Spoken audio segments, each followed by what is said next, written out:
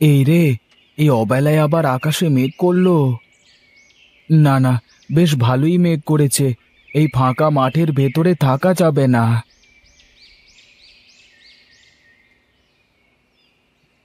দেখি, এখানে একটু দাঁড়িয়ে দেখি ঝড় বৃষ্টির কি অবস্থা হয়। কি রে দাদা, এখানে দাঁড়ালি কেন? দেখতে পাচ্ছিস না আকাশে কি মেঘ করেছে? দাঁড়ালাম যে, দেখি বৃষ্টি নামে নাকি দেখি।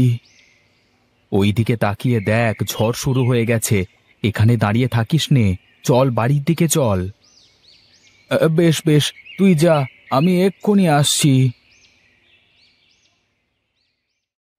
কি মেঘ করেছে আর কি ঝড়! মানুষটা যে এখনো বাড়ি ফিরলো না, কে জানে কোথায় কিভাবে আছে। ঠাকুরপো তো চলে আসলো, কিন্তু তেনার তো কোনো খোঁজ খবর নেই। এই মানুষটাকে নিয়ে আমার যত চিন্তা।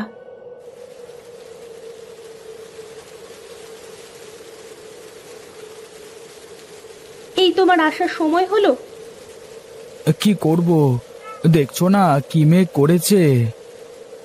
আমিও তো সেজন্যই বলছি, এই মেঘের মধ্যে কি কেউ মাঠে থাকে? যদি কোনো দুর্ঘটনা ঘটে যেত। আমাকে নিয়ে তুমি এত চিন্তা করো কেন বলো তো সব সময়? তুমি জানো না, তুমি ছাড়া এই পৃথিবীতে আমার কেউ নেই। তুমি ছাড়া আমার কে আছে বলো তো? যাও, তুমি কাপড় চোপড় ছেড়ে এসো, তোমাকে খেতে দিই।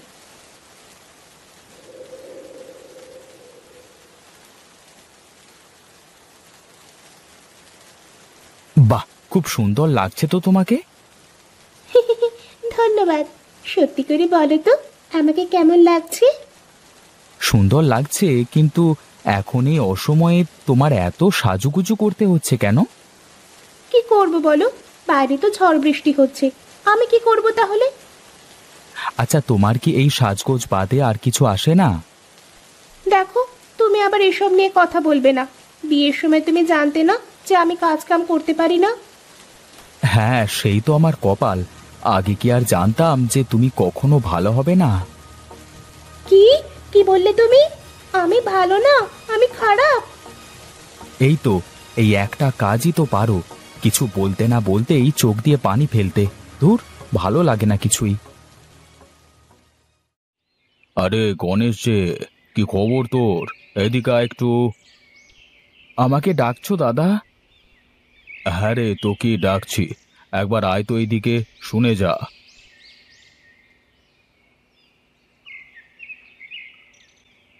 বলো দাদা, কি বলবে? আমার আবার হাতে সময় কম। কেন রে, এখন আবার কোথায় যাবি তুই?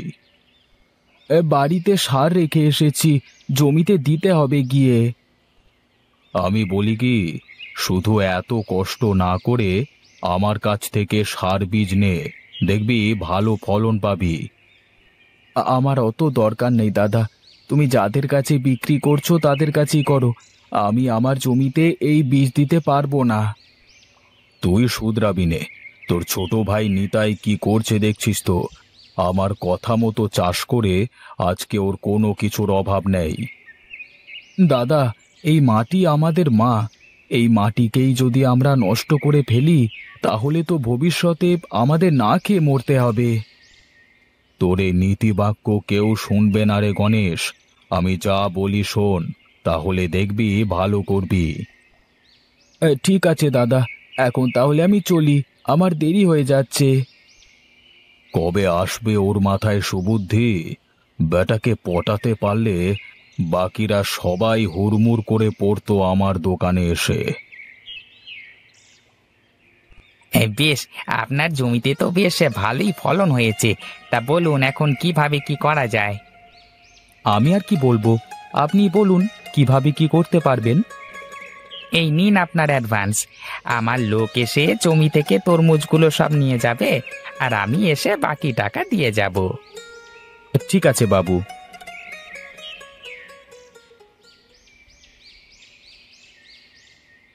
বাবু, আগে আমি বলছিলাম যে আমার জমির ফলগুলো নেন না।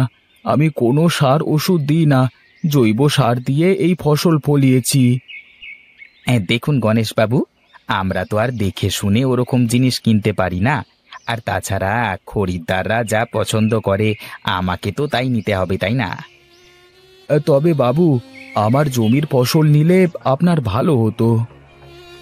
যাও যাও, তুমি আমাকে ভালো মন্দ শেখাতে এসো না, যাও।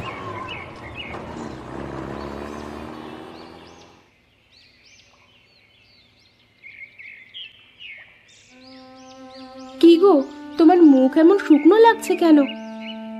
কি আর বলবো গিন্নি, আমার কপালটাই বুঝি খারাপ। কি হয়েছে, এ কথা বলছো হঠাৎ? এত কষ্ট করে ফসল ফলাই, তাও কেউ নিতে চায় না। সবাই বলে আমার ফসলের নাকি মান ভালো না। আচ্ছা, তুমিও তো জমিতে অন্য সবার মতো চাষ করতে পারো। হ্যাঁ পারি, কিন্তু তা করলে যে ওদের মধ্যে আর আমার মধ্যে কোনো পার্থক্য থাকবে না। পার্থক্য রেখেই বা কি লাভ? সেই তো কষ্টে দিনপাত করতে হয় আমাদের। বুঝি গিন্নি, আমিও বুঝি। রূপা সব সময় দামি দামি শাড়ি গহনা পরে, আর আমি তোমাকে দুমুঠো ভাত আর একটা শাড়িও কিনে দিতে পারি না ঠিক মতো। কেন, তাতে কি হয়েছে? আমি কি কখনো কিছু বলেছি তোমাকে তার জন্য? তুমি না বললেও তো আমি অনেক কিছুই বুঝতে পারি। আমারও তো ইচ্ছে হয় তোমাকে কিছু দিতে। তুমি এত ভেঙে পড়ো না তো, দেখবে একদিন সব ঠিক হয়ে যাবে। তাই যেন হয় গো, কে জানে কবে এর থেকে মুক্তি পাবো। বাবু, আপনি আর ট্রাকে কি এগুলো? কি আর হবে, এগুলো আপনার ক্ষেতের ফসল। ওপরে দেখতে তো খুব ভালোই দেখা যাচ্ছে, কিন্তু ভেতরে একদম যাচ্ছে তাই। কি বলেন কি এসব আপনি? কি বলছি না, ঠিকই বলছি। বিশ্বাস না হলে দেখুন, আপনি নিজের চোখে দেখুন। দেখুন একবার, এটা কি? দেখুন, এটা তো আর আমি জানি না। আর তাছাড়া তো আপনারা সব দেখে শুনিয়ে নিলেন। অত কিছু বুঝি না, আমার সব টাকা ফেরত দিতে হবে আপনাকে এক্ষুনি। আর তা না হলে আমি লোকাল থানায় আপনার নামে ঠকবাজির মামলা করব। ওগো, উনি কি বলছে? আমার তো কিছুই মাথায় ঢুকছে না। দেখুন, এমন কিছু করবেন না। আর এই নিন আপনার টাকা। ওগো, আমার নতুন গয়না কেনা হবে না তাহলে? হ্যাঁ হবে তো, গহনা কেন, তোমার জন্য আমি হীরের টুকরো কিনে আনবো। এখন কিভাবে দুবেলা ভাত জোটাবো তাই ভেবে পাচ্ছি নে। চলো চলো, ঘরে চলো।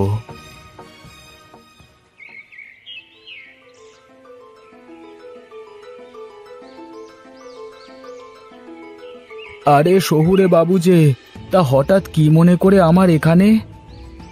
আসলে আমরা আপনার বিষয়ে শুনেছি, আমাদের কোম্পানি আপনার থেকে ফসল কিনতে চায়। কিন্তু আমার ফসলের দাম যে বেশি দিতে হবে। হ্যাঁ হ্যাঁ, আমার কোম্পানি আপনার ফসল বেশি দামে কিনতেও রাজি আছে। কিন্তু কেন হঠাৎ সিদ্ধান্ত বদলে গেল আপনার? আসলে ওইসব ফসলে প্রচুর পরিমাণে সার ওষুধ দেওয়া, যার জন্য ওইসব ফসল মানব দেহের জন্য ক্ষতিকর। কিন্তু আমি যে জৈব সার ব্যবহার করে চাষ করি, তা আপনি জানলেন কি করে? গাঁয়ের সব মানুষ তো আপনাকে নিয়েই কথা বলছে। সবার জমিতে আর ঠিক আগের মতো ফসল হয় না। আমি সব জমির মাটি পরীক্ষা করে দেখেছি। আমি জানতাম একদিন না একদিন সবাই এরকম একটা পরিস্থিতির মধ্যে পড়বে। এই টাকাগুলো অ্যাডভান্স রাখুন, আর এই কাগজে একটা টিপসই দেন। আগামী 5 বছর আপনার জমির সব ফসল আমাদের কোম্পানি নেবে। ওগো, আমার যে আর সহ্য হচ্ছে না। সকাল থেকে না খেয়ে আছি, ঘরে যে কোনো দানা পানি কিছুই নেই। আমি কি করব গিন্নি, আমার যে কিছুই করবার নেই। জমিতে এখন আর কিছুই ফলবে না। এখন তাহলে আমাদের কি হবে? আমরা কিভাবে বাঁচবো? দাদা তুমি, বৌদি তোমরা? হ্যাঁ ঠাকুরপো, আমরা। আজ যদি তুমি তোমার দাদার কথা শুনতে, তাহলে হয়তো এই দিন দেখতে হতো না। আমাকে তুমি মাফ করে দাও দাদা। পাগল ছেলে, শোন, মাটি হলো আমাদের মায়ের মতো। তাই তো মাটিতে সব বিষাক্ত পদার্থ দিলে মাটি নষ্ট হয়ে যায়, যার ফলে একসময় মাটি ফসল দেওয়ার ক্ষমতা হারিয়ে ফেলে। এখন থেকে আমি তোমার কথা মতো চলবো দাদা। দরকার নেই আমার বেশি টাকা পয়সার, দরকার নেই আমার এত সুখের। সুখের জন্য টাকা পয়সা লাগে না রে পাগল, মনের সুখই যে আসল সুখ। এই যে দেখছিস না, তোর বৌদি আমার সাথে না খেয়ে থেকেও কেমন সুখী। আমাকে তুমি ক্ষমা করো বৌদি, আমি না জেনে না বুঝে তোমার সাথে অনেক সময় খারাপ ব্যবহার করেছি। আমি কিছু মনে করিনি। আর তুই তো আমার বোনের মতো, আমার তো বোন নেই, থাকলে হয়তো তোর মতোই হতো। তুমি আমাকে বোন বললে দিদি? হ্যাঁ, এখন নে, এই খাবারগুলো খেয়ে নে। সবাই শুনুন, এখন থেকে আমরা আর কোনো সার কীটনাশক জমিতে দেব না, আর আমরা আমাদের মাটিকে নষ্ট করব না। সবাই শুনুন, আপনারা জৈব সার ব্যবহার করে চাষ করুন, দেখবেন ফলন একটু কম হলেও ওই জমি সারা জীবন আপনাকে ফসল দিয়ে যাবে। আজ আমি সত্যি বুঝতে পেরেছি যে আমরা কি ভুল করেছি।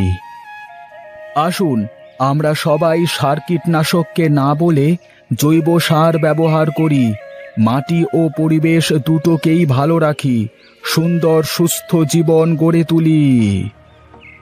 না, শেষমেশ এই বেটা গণেশ আমার ব্যবসার 12টা বাজিয়েই ছাড়লো। যাই দেখি অন্য কিছু ব্যবস্থা করা যায় কিনা।